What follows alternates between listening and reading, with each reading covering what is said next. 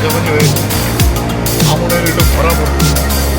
বৃষ্টি না থাকার ফলে যে জমি চাষ করেছিল সেখানেও রোয়া দেওয়া যাচ্ছে না। পরে ভাদ্র মাস এটা আরও বেশি ভরা হয়, এটা কোনো বড় ফসলও হয়নি। এবার আমন যদি না হয় তো ধান হইলে আমাদের প্রধান খাওয়ার পথে জায়গায় আমরা সেচ দপ্তরের কাছে এসেছি এই কারণে যে তারা তো প্রায় 80-90 মেশিন খারাপ বিকল, ফলে এখন জল দিতে পারলেও জমিতে লাগানো যায়। এই ব্যাপারে কথা বলছি।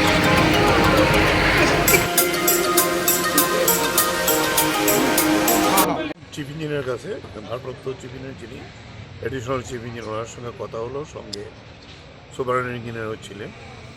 মূল বিষয়টা হলো যে আজকে শ্রাবণ মাসের মাঝামাঝি আমনের সিজন, শ্রাবণ মাসের মধ্যে রোয়া দিতে হয়। তো বৃষ্টি না থাকার ফলে এখন প্রায় 70% উপরে রোয়া দেওয়া হয়নি। আমন হইল আমাদের প্রধান ধানের ফসল, খাওয়ার ফসল। গত সিজন আমরা দেখেছি বোরো ধান ঠিকমতো হয়নি। মূলত ইরিগেশন সিস্টেমগুলো বিভিন্ন জায়গাতে খারাপ। তাদের সঙ্গে আমরা এই দাবি সনদ রেখেছি। তারা এটা প্রকারান্তরে স্বীকার করেছেন যে অনেকগুলি স্কিম পুরনো হয়ে গেছে, হয়তো সোর্সে জল কমে গেছে, অ্যাবান্ডেন্ড হয়ে গেছে। রিপেয়ারিং তারা এখন করাচ্ছে, বলছে এখন কিছু টাকা আমরা পেয়েছি, কিন্তু এটাতে অপ্রতুল। তারা চেষ্টা করবেন। বিভিন্ন এক্সিকিউটিভদের সঙ্গে আমাদের প্রতিনিধিরা দেখা করবে, আমরা বলে দিয়েছি যে স্পেসিফিক্যালি কোথায় কোথায় এক্ষুনি করতে হবে, চেষ্টা করবেন তারা এটা করার জন্য।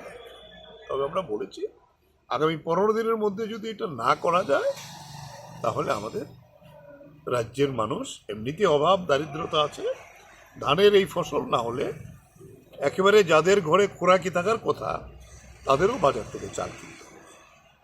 এই হলো সিচুয়েশনটা আমাদের। শুধু কি একটা দাবি নিয়ে না অন্য কোনো? এটাই মূল দাবি, কারণ সেচ দপ্তরে তো অন্য কোনো কাজ করা যাবে না। এই দাবিটাই মূল দাবি। এটা আমাদের সিজন বলে আমরা এর আগেও আপনাদের বোরোর কথা বলেছি। এবার 60% বোরো হয়নি।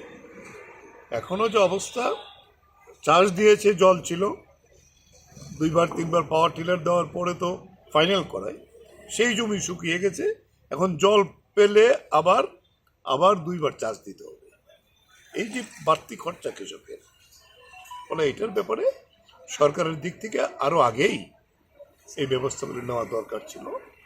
তারা নেয় নেই, তারা এই কারণে আমাদের আসতে হয়েছে।